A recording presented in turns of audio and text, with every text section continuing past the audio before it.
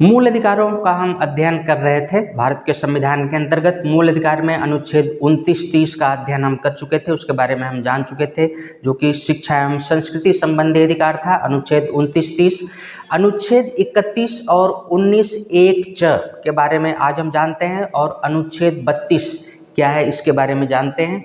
अनुच्छेद 19(1)(च) और अनुच्छेद 31 इन दोनों में संपत्ति का अधिकार दिया गया था। संपत्ति के अधिकार को भी मूल अधिकार के अंतर्गत शामिल किया गया था, किंतु 44वें संविधान संशोधन के द्वारा 44वां संविधान संशोधन जो कि 1978 में हुआ, उसके द्वारा संपत्ति के अधिकार को मूल अधिकार से हटा करके अनुच्छेद 300 में शामिल कर दिया गया और इसे विधिक अधिकार अर्थात कानूनी अधिकार बना दिया गया।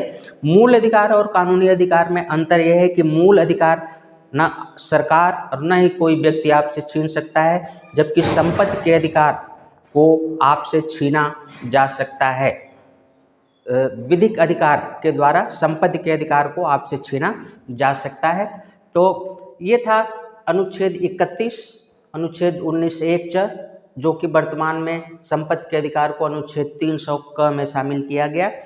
अनुच्छेद 32 संवैधानिक उपचारों का अधिकार है। डॉक्टर भीमराव अंबेडकर ने अनुच्छेद 32 को भारतीय संविधान की आत्मा कहा है। संवैधानिक उपचार का अर्थ है कि यदि आपके मूल अधिकार का उल्लंघन होता है तो उच्चतम न्यायालय और उच्च न्यायालय उसका उपचार, उसका समाधान कर सकते हैं।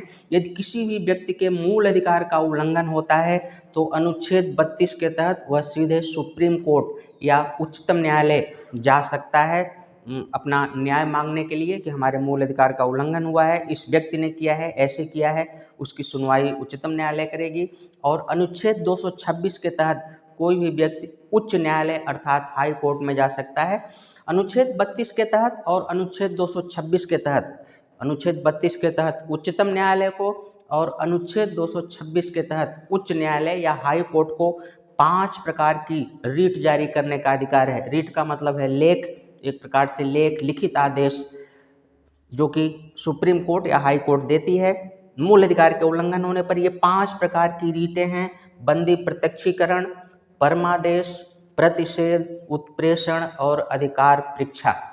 तो ये था मूल अधिकार और इन सब का हम विस्तृत रूप से अध्ययन न्यायपालिका का जो चैप्टर है वहाँ पर करेंगे। इसके बारे में पूरा डिटेल से वहाँ बताया जाएगा कि ये पांचों, बंदी प्रत्यक्षीकरण क्या है, परमादेश क्या है, उत्प्रेषण क्या है, अधिकार परीक्षा क्या है, वहाँ पर हम विस्तृत डिटेल में इसका अध्ययन करेंगे, डिटेल में इसको जानेंगे। तो ये था